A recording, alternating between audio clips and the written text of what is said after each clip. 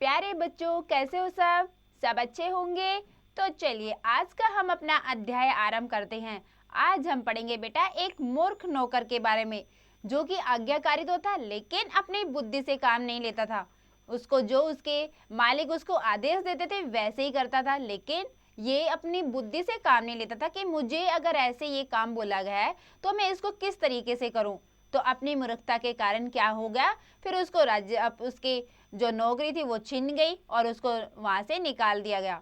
तो हमें क्या करना चाहिए बेटा, जब भी हम कोई काम करते हैं तो हमें उसकी ये नहीं कि हम सिर्फ दूसरों को ही देखना है कि उन्होंने हमें क्या बोला, बल्कि हमें साथ साथ में क्या है, अपनी बुद्धि से भी काम लेना चाहिए। तो देखिए पढ़ते हम कि भृत्य नौकर, जो मूर्ख नौकर है, उसने कैसे अपनी बुद्धि का प्रयोग ना किया और कैसे उसने बहुत सारे उल्टे काम किए। तो देखिए पढ़ते हैं बेटा हम।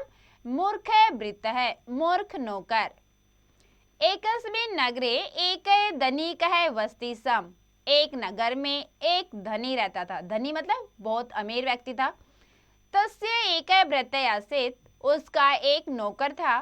स आज्ञाकारी तु आसीत् परम मूर्ख है अपि आसीत्, वह आज्ञाकारी था परंतु मूर्ख था। तस्य स्वामी धनिक है तम यथा आदिस्ति समय स तथैव करोति सम।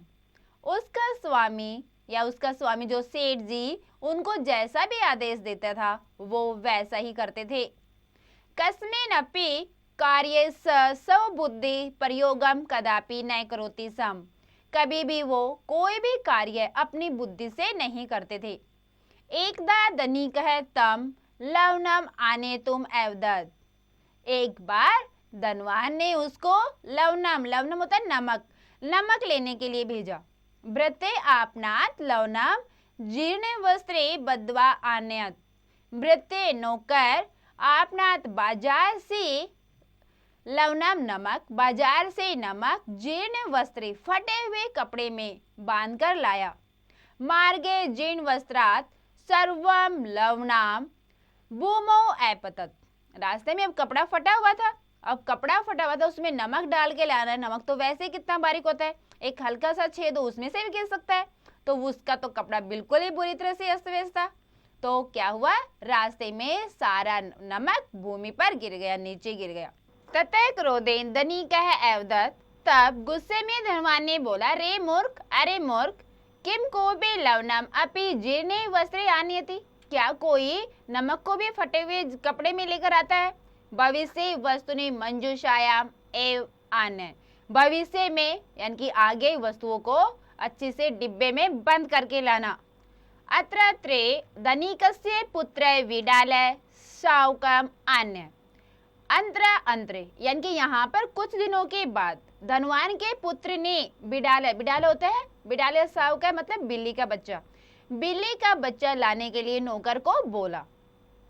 भृत्य तम शावका मंजूषायाम निक्षिप्य दृढ़ वस्त्रेण बद्ध्वा आनयति। तो नौकर को बोला बिल्ली का बच्चा लाने के लिए। तो देखो नौकर ने क्या किया।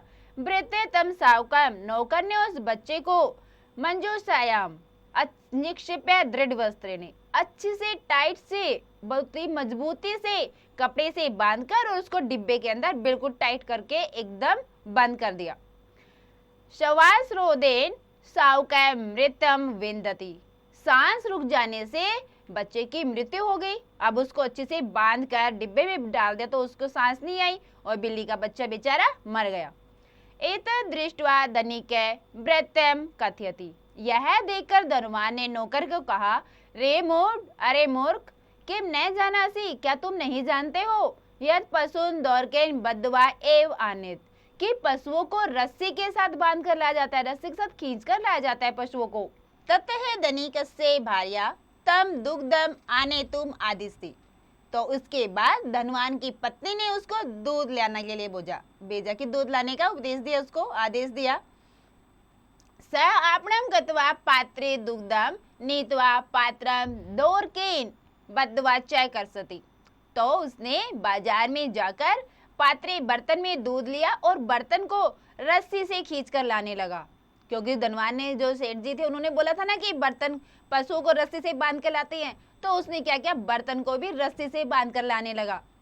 मार्गे पात्रम लुटती, रास्ते में जो बर्तन है वो लुढ़क गया, पलट गया रास्ते में बर्तन। सर्वम दुग्धम चाय बहती, और पूरा दूध बह गया। निराशे भूतवा धनिकै वत्ती, निराश होकर धनवान ने उसको बोला, वो महापंडित दूरम अप्सरा, अरे महापंडित मुझसे दूर हो। कृष्णम भवतु ते मुखम, कहीं और जाकर अपना मुंह काला करो। एतत् श्रुत्वा एष आज्ञापालकः भृत्यः बहिः गत्वा कज्जलेन मुखम स्वलिप्य प्रत्यागच्छति। यह सुनकर वह आज्ञाकारी सेवक, तो सेवक ने जब ऐसे सुना कि मालिक ने उसको बोला कि अपना मुंह काला कर कहीं और जाके, तो क्या करा सेवक ने ऐसा सुनते ही वह आज्ञा पालक मूर्ख नौकर बाहर गया और काजल से अपना पूरा मुंह पोत लिया। अपना पूरा मुंह पे कालिख लगा के, काजल लगा के फिर लौट कर आया। तवम विलोक्य धनिकै तम दाड़ियति कथयति च, उसको देखकर धनवान ने उसके ऊपर, सेठ जी ने उसके ऊपर बहुत गुस्सा किया और कहा, वरम वर्तय विहीनस्य जीवितम सर्म पूरितम, मूर्ख वर्तस्य संसर्गात् सर्वम कार्यम विंशति। अब देखो कितनी आज्ञा का पालन किया, उसने मुंह भी अपना काला कर लिया। उससे ये भी नहीं सोचा कि मैं ऐसा क्यों करूं, मेरा मुंह काला हो जाएगा, बस क्या था, आज्ञाकारी था। तो सेठ जी तो फिर और भी गुस्सा हो गए। तो सेठ जी ने फिर क्या बोला, ऐसे नौकर के होने से तो अच्छा है कि नौकर के बिना ही रहना, अपने सारे कार्य स्वयं करना, क्योंकि मूर्ख नौकर के साथ रहने से सभी कार्य विनिष्ट होते हैं, सभी कार्य बेकार ही होते हैं। तो नौकर को फिर उसने, सेठ जी ने निकाल दिया कि वो अपने कार्य अब स्वयं करेगा। तो देखा बेटा कैसा नौकर था, ये कितना मूर्ख नौकर था। आज्ञाकारी तो था, अपने मालिक की सारी बातें मानता था, जो उसके मालिक कहते थे वही करता था, इसीलिए तो अपना मुंह भी काला कर लिया है ना। तो देखो कितना आज्ञाकारी था, लेकिन मूर्ख था। लेकिन इससे हमें क्या शिक्षा मिलती है कि हमें अपनी बुद्धि से काम लेना चाहिए। दूसरा जो हमें कुछ बोल रहा है वो सुनो, लेकिन उसमें अपना दिमाग भी लगाओ, अपनी बुद्धि भी लगाओ कि हमें वो कार्य किस प्रकार करना है। ठीक है बेटा, तो सबको ये पाठ पढ़कर बहुत अच्छा लगा होगा, बहुत मजा आया होगा सबको। तो चलिए अब हम करते हैं इसका भावार्थ। भावार्थ है बेटा इसका, देखिए, किसी नगर में एक धनी व्यक्ति रहता था, उसका एक नौकर था। वह नौकर था तो बहुत आज्ञाकारी, परंतु वह मूर्ख भी था। उसका मालिक उसे जैसा कहता वह वैसा ही करता, वह कोई भी काम अपनी बुद्धि से नहीं करता था। एक बार उसके मालिक ने उसे नमक लाने के लिए कहा। वह बाजार से नमक एक फटे हुए कपड़े में बांधकर ला रहा था। रास्ते में उस फटे हुए कपड़े से सारा नमक निकल गया। इस पर उसके मालिक ने क्रोधित होकर कहा, अरे मूर्ख, क्या कोई फटे हुए कपड़े में नमक लाता है? आगे से वस्तुओं को डिब्बे में लेकर आना। कुछ दिनों बाद सेठ के पुत्र ने नौकर से बिल्ली का बच्चा लाने को कहा। नौकर उसे कपड़े में मजबूती से बांधकर डिब्बे में रखकर लाया। डिब्बे के भीतर सांस न लेने के कारण बिल्ली का बच्चा मर गया। यह देखकर सेठ बोला, अरे मूर्ख, क्या तुम इतना भी नहीं जानते हो कि पशुओं को रस्सी से बांधकर लाया जाता है? उसके बाद एक दिन सेठ की पत्नी ने नौकर को दूध लाने को कहा। वह दुकान पर गया और उसने बर्तन में दूध लिया और बर्तन को डोरी बांधकर उसे खींचते हुए लाया, किंतु बर्तन के पलटने पर सारा दूध जमीन पर गिर गया। उसके इस कार्य से निराश होते हुए सेठ गुस्से से बोला, ओ महापंडित, मेरी नजर से दूर जाकर कहीं और अपना मुंह काला कर। यह सुनकर वह आज्ञाकारी नौकर बाहर गया और अपने मुंह पर काजल पोतकर वापस आ गया। यह देखकर सेठ उसे पीटते हुए कहने लगा, ऐसे नौकर के होने से तो अच्छा है मैं नौकर के बिना रहना और अपने सारे कार्य स्वयं करना, क्योंकि मूर्ख नौकर के साथ रहने से सभी कार्य विनिष्ट होते हैं। ठीक है बेटा, ये इसका भावार्थ है। तो चलिए अब हम करते हैं इसका अभ्यास कार्य। अभ्यास कार्य देखिए बेटा, पहला प्रश्न है, निम्नलिखित प्रश्नों के उत्तर दीजिए। भृत्य किम न करोति समय, भृत्य क्या नहीं करता था? भृत्य सब बुद्धि प्रयोगम न करोति सम, जो नौकर है वो अपनी बुद्धि का प्रयोग नहीं करता था। ठीक है बेटा, आगे है, स लवणम कथम आनयत, वह नमक कैसे लाया। तीसरा है विडाल साहु के कथम मरता, बिल्ली का बच्चा कैसे मर गया। स दुग्धम कथम आनयत, वह दूध कैसे लाया। और इसका है अंतिम, अंते व्रते की मैक्रोत, अंत में नौकर ने क्या किया। तो बच्चों इन सब के उत्तर आपको खुद से करने हैं। सब बच्चे इनके उत्तर बहुत अच्छे प्रकार से करेंगे, अच्छे से समझ के। तो चलिए दूसरा प्रश्न क्या बेटा हमारा, देखिए रिक्त स्थानों की पूर्ति कीजिए। पहला क्या देखो, वृत्ते आज्ञाकारी तु आसीत परम डैश अपि आसीत। तो इसमें क्या आएगा, वृत्ते आज्ञाकारी तु आसीत, जो नौकर है वो आज्ञाकारी तो था, परम मूर्ख अपि आसीत, परंतु क्या था, वो मूर्ख था। ठीक है बेटा। दूसरा रिक्त स्थान है हमारा, एकदा धनिक है तम डैश आने तुम अवदत। तीसरा है धनिक से बारिया तम डैश आने तुम आदिष्टि। आगे है मार्गे डैश लूटती सर्वम दुग्धम च वहती। आगे पांचवा है वृत्या बही गत्वा डैश मुखम सलिपम प्रत्यागस्ति। तो बेटा ऐसे ही आपको सारे रिक्त स्थान पूरे करने हैं। तो बच्चों देखो तीसरा प्रश्न क्या है हमारा, निम्नलिखित अवतरण का हिंदी अनुवाद कीजिए। इस अवतरण का हमें क्या करना है, हिंदी में अनुवाद करना है, हिंदी बनानी है इसकी। देखिए एकस्मिन् नगरे एक धनिक वस्ति स्म, एक नगर में एक धनवान रहता था। तस्य एक भृत आसीत्, स आज्ञाकारी तु आसीत् परम मूर्ख अपि आसीत्।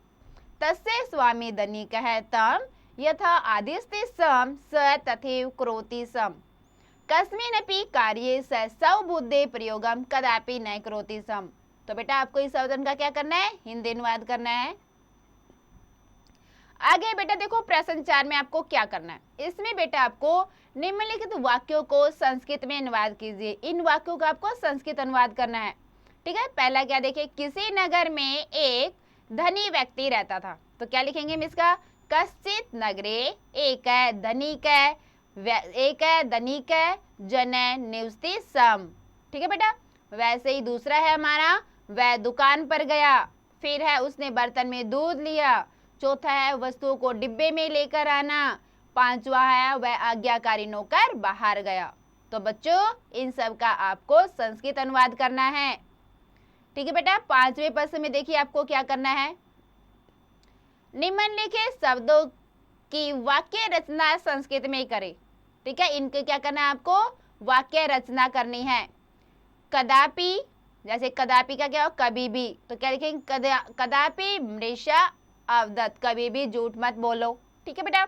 वैसे ही बही, एव, यथा, तथा, गत्वा, इन सभी वाक्यों की सहायता से आपको क्या करना है, वाक्य बनाने हैं संस्कृत में। ठीक है बेटा। सब अच्छी प्रकार से करेंगे। अब देखिए बच्चों आपको एक्टिविटी में, क्रियाकलाप में आपको क्या करना है। देखिए मूर्खता से संबंधित कोई अन्य कहानी अपने शब्दों में अपनी अभ्यास पुस्तिका में लिखी। तो एक तो देखो मूर्खता की आपने कहानी पढ़ी। अब आपको क्या करना है बच्चों, इसमें आपको कोई और एक और कहानी ऐसी ही सर्च करनी है, खोजनी है जो कि मूर्खता से संबंधित हो। ठीक है। वो आपको किसमें लिखनी है, अपनी अभ्यास पुस्तिका में। स्वमूल्यांकन, इसमें क्या करना है आपको, संधि विच्छेद कीजिए, संधि विच्छेद करने हैं। तथैव, तथैव का क्या होगा बच्चों, जैसे तथा जमा एव, अंतरांतरे, कदापि, प्रत्यागस्ति। तो इन बाकी सबका आपको इनका खुद से करना है संधि विच्छेद। ठीक है बच्चों। आगे देखिए बेटा क्या करना है, मूल्य प्रयोग प्रश्न। यहाँ पर आपको मूल्य प्रयोग प्रश्न में क्या करना है, क्या ज्ञानवान और नीतिवान होने के लिए आयु का अधिक होना आवश्यक है। सोचकर बताइए कि ज्ञानवान और नीतिवान ये दोनों होने के लिए उसमें आयु, जो हमारी एज होती है, उसका कोई रोल होता है, उसका कोई मैटर होता है, आवश्यक होती है वो, कि इन सब चीजों के लिए आयु ज्यादा होनी चाहिए कि कम होनी चाहिए। तो बच्चों इसके ऊपर आपको लिखना है।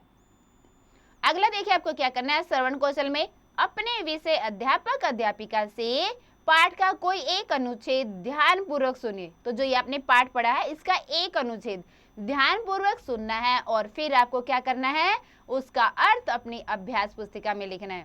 ठीक है बेटा। एक पैराग्राफ जो एक अनुच्छेद है इसमें से वो आपको ध्यानपूर्वक सुनने के और क्या करोगे आप, उसका हिंदी अनुवाद। ठीक है। यानी कि उसका अर्थ, अर्थ क्या होता है, हिंदी अनुवाद। ठीक है। वो किस में लिखेंगे आप, अपने अभ्यास पुस्तिका में।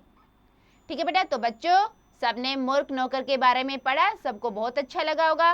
और सबने इसे क्या सीख ली होगी कि हमें हमेशा दूसरों के कहे अनुसार सारे काम नहीं करने चाहिए, अपनी बुद्धि का भी प्रयोग करना चाहिए। कोई भी हम काम करें तो अपनी बुद्धि का अवश्य प्रयोग करना चाहिए। तो बच्चों, आप इसका एक बार दोबारा से अभ्यास अवश्य करें।